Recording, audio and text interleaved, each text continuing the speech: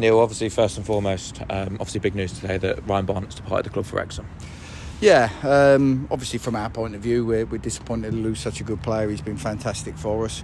He's a player we wanted to keep. We'd love to have kept him here next year. His contract was up in the summer, but a big club's come in for him and a chance to go and be part of a different story.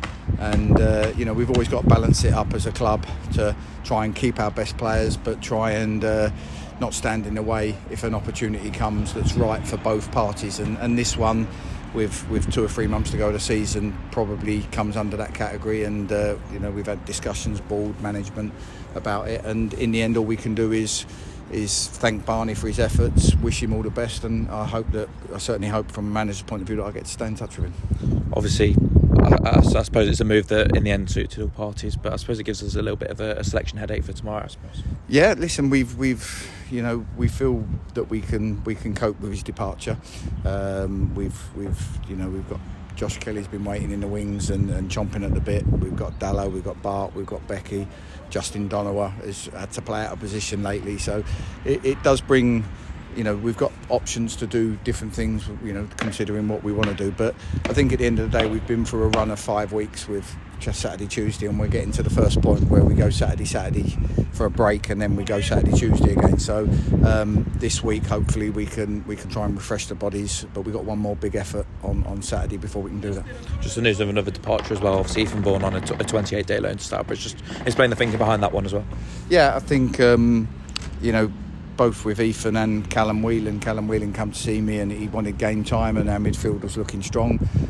Ethan needs to play games. He's a young lad. He's had a handful of games at best for us. We've got Mitch, we've got Ben Coker. I know they've only just come back from injuries, but now we know that Mitch was back from his injury and available for selection. It made the decision to let Ethan go and develop a man's team at a good level, and we've made it. Obviously, looking ahead to tomorrow, Altrincham, they're a fellow playoff contender, and they had a big win against Barnet, didn't they? Well, not only Barnet, but they beat Woking the week before, which I think, as we all know, has been proven to be very, very difficult. So, Woking are very intense. So for them to solve the problems and beat them, and then go away to Barnet, who are in exceptional form, and beat them, just shows how tough the task is. They're hitting form. Maybe they're looking at it going, we can have a run at this now. We're thinking the same, although we know we need exceptional form. So it's going to be tough away from home. We always have tough games against them. Phil's teams always play really good football. We've got to make sure we get both sides of the game right and we can express ourselves, but we respect how good they are with the ball as well. I suppose coming into the end of the season, are these the sort of games that you really sort of relish, the chance to play a team in and around us in the table and take points off potentially a playoff rival? I think it's, for me, it's not even trying to take points off of a playoff rival. It's more, we're looking at it saying, if we don't get a little run of results going quick, then the playoffs are going to be out of reach. So you sometimes need to just not look too far ahead and just focus on, we've tried to be better without the ball and stop conceding silly goals. We've done that to a degree, although we still conceded a silly one on Tuesday, but we've been better defensively. Now we need to add bit more attacking flair to that defending, and we're hoping that all the work we're doing on the training field means that we can nick a win on Saturday.